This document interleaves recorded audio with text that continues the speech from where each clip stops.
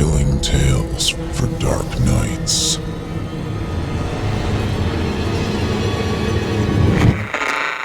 Want to make sure you never miss a Chilling Tales for Dark Nights video again? Be sure to subscribe and hit that bell to turn on notifications.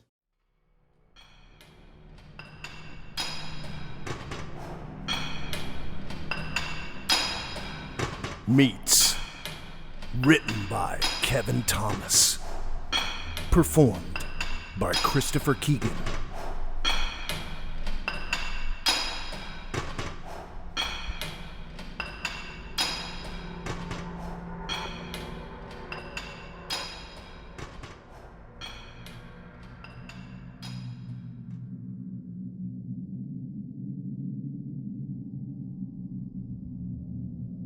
I saw my mate Ryan 3 weeks ago. For the first time in about 5 months. First time since I'd been thrown out of that gym, with the wreckage closing in on me. I nearly didn't recognise him on the crowded tube platform, with his grey hoodie over his head and his big black bomber jacket that strained at the seams with the bulk of the man underneath. He looked terrible. His veins and arteries were so dark that they looked like they'd been drawn on. His eyes were crusted with that yellow powder. So was his nose, and the edges of his mouth. His ears seemed blocked with the stuff. More than that, though, his arms and chest were huge and solid, inhumanly so. What? Ryan? I croaked. Ryan's head turned towards me. His neck creaked like an antique rocking chair. His dusty, yellowed eyes seemed glazed until they lit up with a brief flicker of recognition. His mouth tried to crack into a smile, but his lips moved with the stiffness of a ventriloquist's dummy. You could almost say it was the first time I'd ever seen Ryan, because before that night, Ryan had always been Wasp, a nickname he'd earned when we were both about 12, and he barged into me running away from a wasp's nest he'd accidentally disturbed when climbing on his auntie's roof. Wasp was a good mate. Mostly. He was shy, and positively awful with girls. Our first fight was just after I started dating my first girlfriend, Laura, and he revealed that he'd long harboured a thing for her. In his eyes, I was stealing her from him. Honestly, had I known in advance that he liked her, I would have backed off. But he was acting like he was entitled to her just because he silently decided he liked her first. And that pissed me off enough to date her anyway. Not my finest hour, I admit. He wasn't bad looking, but he had a face that needed a good growth spurt to make handsome. He needed puberty to hurry and square out his chin and line it with some designer stubble. But it never did. See, when I was about 14, I went from 5 feet tall to 6 feet 2 and bulked out accordingly. Wasp, however, seemed to top out around 5 foot 4. We used to rib him about it, and he used to laugh along. But I guess he took it more to heart than we thought, because pretty soon he started pumping weights. To be honest, for every good mate instinct I had to try and convince him that he was fine just the way he was, he did genuinely seem happier when bulked up. Within a few months, you'd never see him without a protein shake in his hand. He ate chicken fillets like some people chew gum, and he always carried an issue of Men's Health or Gym Fitness in his bag. Don't get me wrong, we still thought he looked like a knob poured into that tight t-shirt with a neckline plunging so low you could nearly see his belly button, and we all delighted in telling him as such as often as possible. But it gave him confidence, and I guess that's all that mattered. I mentioned our first fight was over a girl, but so was our worst fight. The summer I turned 15, I heard that Wasp's little sister Robin fancied me.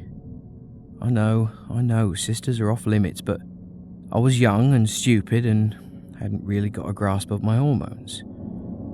The same genes that had missed Wasp had blessed his little sister with a petite figure and delicate features, all set off with deep blue eyes and dirty blonde hair. We got together at a party, and when Wasp found out, he was furious. He screamed at me, called me a bastard, and warned me to stay away from her. I'm not proud of what I said next. I know it was a low blow, but I was so angry that he told me off in front of everyone I just lost my temper. "Or what?" I yelled in his face. "What you gonna do, punch me in the shin?" Cue big laughs from everyone. I felt awful. I spent the next few weeks all but begging for forgiveness and promising to leave Robin alone. One day during a weight session, I guess he gave in. He squared up to me, flexing his growing arms, and he said, "If what you said the other day is true, all the worse for you, because if I can't punch you in the face, I'm going to deliver one hell of a smack to your bollocks." With that, a big grin spread across his face, and he punched me in the arm before going back to working out. It seemed like the problems were all done. But then he joined Meatz. See, when Wasp had got serious about bulking up, he started touring the local gyms. My family had a group membership to this fancy gym on an industrial site just off the motorway. It was huge, with an indoor pool, an outdoor pool, tennis courts, spa, sauna, the works. It even had a bar, cafe type place that always seemed far fuller than any part of the actual gym. I'd brought Wasp there once and he hated it. He couldn't understand why anyone would pay that much to spend 20 minutes on the cross ski and then 2 hours reading the Sunday papers once a month. Needless to say, when he found the gym he liked, it was a scuzzy, sweaty, male-only 24-hour type place. All strip lights and free weights, and tattooed guys doing endless squats. Before Wasp got as heavily into it, we'd call the other guys there Wreck-Its, due to how much they looked like... well, I'm sure you can figure it out. It was a place called Meatz, because in the grand tradition of male-only gyms, they had to pick a name that could double for a gay bar. It was a small, converted warehouse surrounded by barbed chain-link fence. Car park was a mix of dirt and rubble with potholes that never seemed to fully dry out. The main shutter was permanently down, and the gym's logo had been crudely spray-painted over it, though it was now faded. The only usable entrance was a small side door covered in chip blue paint with a window that had wire crisscrossed through it.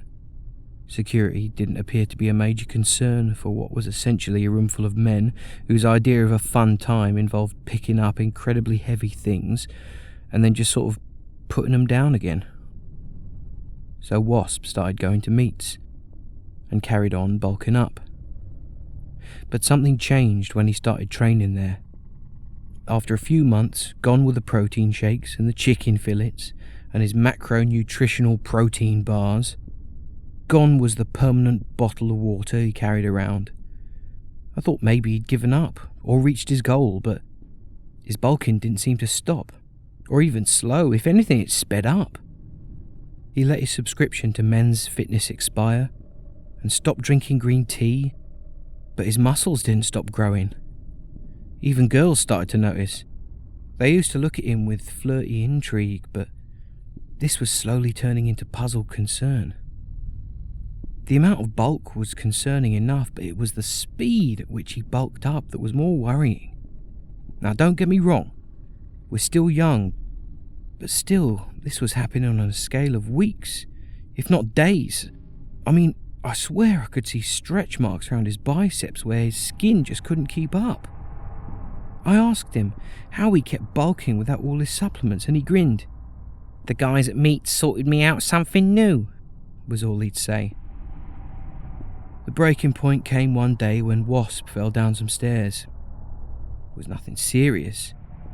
He was too busy reading some news story about a suicidal man who jumped in front of a truck and just missed a step that sent him tumbling. He only fell a few feet, but the problem was how he landed. He put his hand out to break his fall, but his bag threw him off balance, and he landed on the outside of his palm, wrenching his elbow the wrong way. The sound was wrong. I'm pretty squeamish about these kind of things. I can't hear someone being sick without heaving myself. And that fraction of a second sound clip of that guy's teeth on the curb in American History X Makes my balls hide somewhere in my large intestine. So my face was sucking a lemon at the anticipation of the sickening, squelching, dull crack I was about to hear when Wasp's arm broke. But that wasn't what I heard. It was sharper and louder and stiffer than I expected. It sounded like tree bark snapping, like a branch giving way when a kid tries to climb it. When I dared open my eyes, Wasp was just looking at his broken arm as it hung limply from its new bonus elbow. The break was bad enough, but the wound, it was bloodless. There was a good 2-inch tear in the skin that should have been gushing with blood, but it just hung open, flapping like torn wrapping paper. A fine, yellowish powder dripped out onto the floor. "I'll have to go," said Wasp, shoveling the spilt contents of his bag back inside. "No, wait," I called. "You have to go to the hospital." Then I saw it. I thought it was a pen at first, but no, it was a syringe, clear as day. Of course it was. How had it taken this long to figure that out? There's only one way he could have kept up the gains without all his powders and shakes. He was on steroids. That's what those chav wreckits had sorted out for him. Seriously, Wasp, come on. I tried to follow him, but he ran. I called him all afternoon and into the evening, but no answer. Eventually I went round to his house, but Robin hadn't seen him. There was only one other place I could imagine he'd go. Meatz. I pounded on the chipped blue door. "Membership number." "Look, I'm not a member. I just need to know if Ryan is here." Membership number." The wreckit behind the door mumbled again. "I'm not a member. Is Ryan here?" "Membership number." "Oh, hell, I don't know, 12? The door clicked open. As I said, security did not appear to be a major concern. I stormed past the wreckit working what passed for a front desk. In reality, it was just a fold-out table, topped with a wood-effect plastic. On it sat a spreadsheet on a clipboard and a small blue strongbox. Quite the business empire. I carried on marching until I saw Wasp, bench pressing some obscene amount of weight. Another towering wreckit behind him was a spotter. I stormed over, all ready to rip into him about steroids and abuse and getting his broken arm seen to. "Wasp, what are you doing? Your arm." "Stop calling me Wasp. My name's Ryan." "What?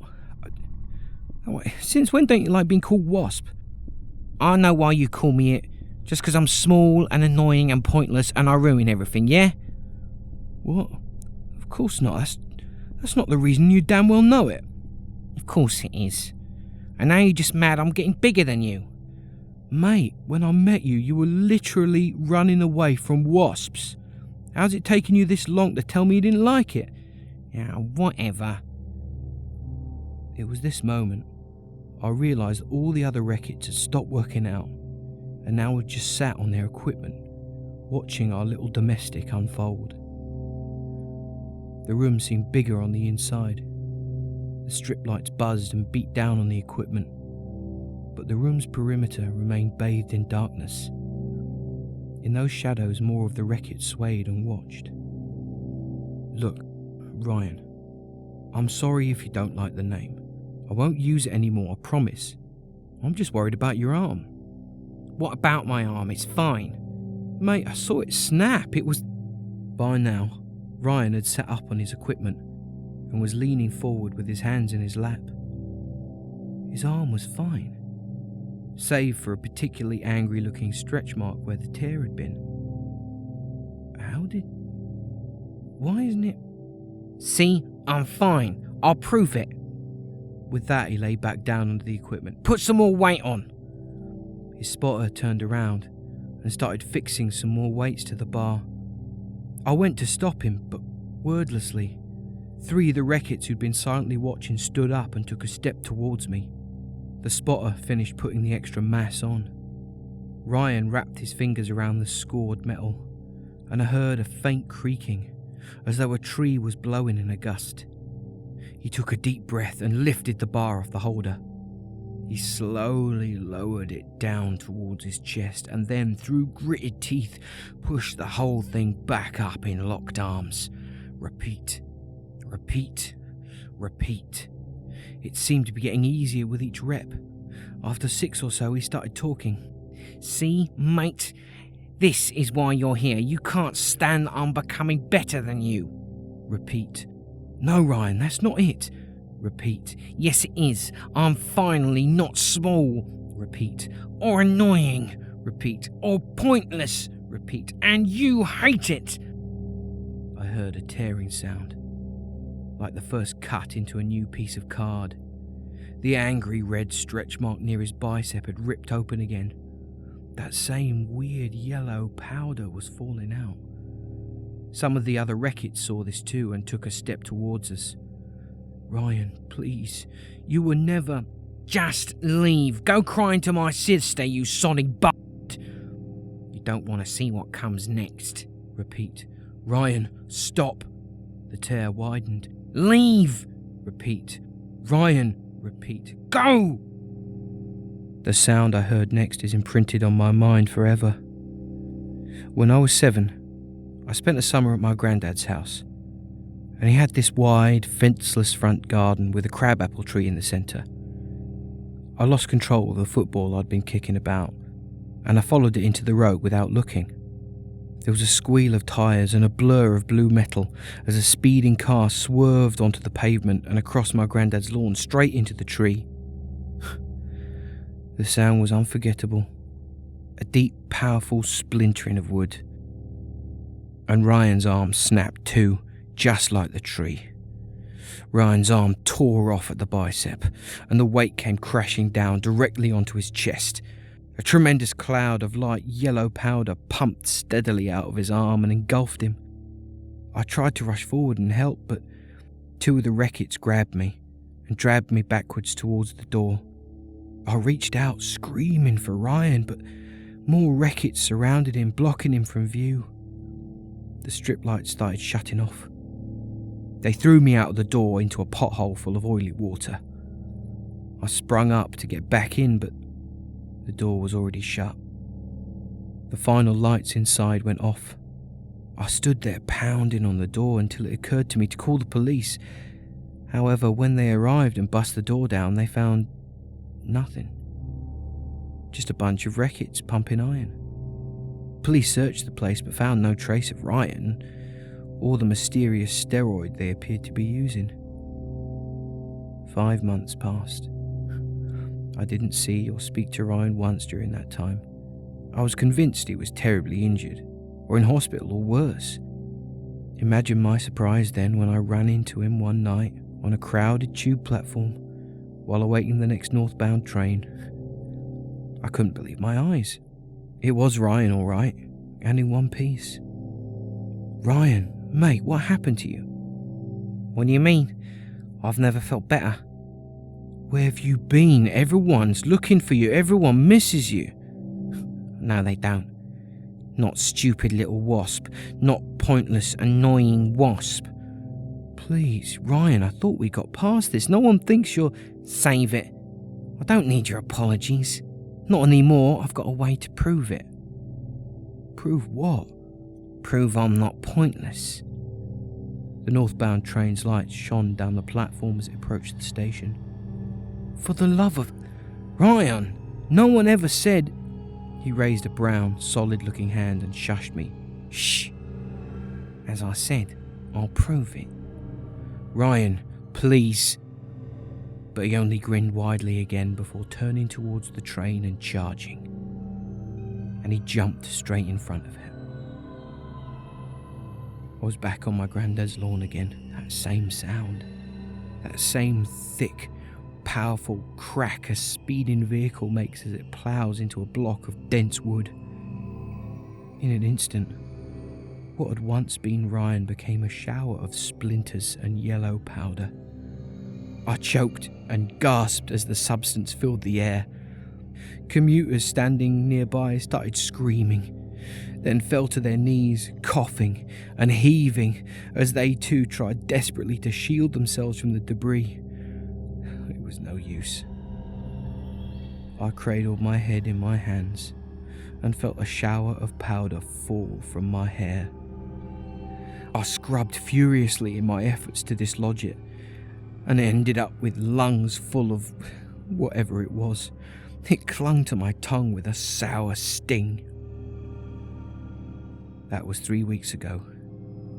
Since the day Ryan leapt to his death, others have followed suit, always jumping into the path of moving trains, always on crowded platforms, always followed by the same shower of mysterious yellow dust. Despite the alarming increase in suicides, there's been no official explanation as to why this is happening. Every day there are reports of more jumpers, in more cities. Meanwhile, I've noticed the local membership of Meatz has tripled, and it keeps growing. And I don't even lift. But everyone keeps complimenting me, telling me how ripped I'm getting.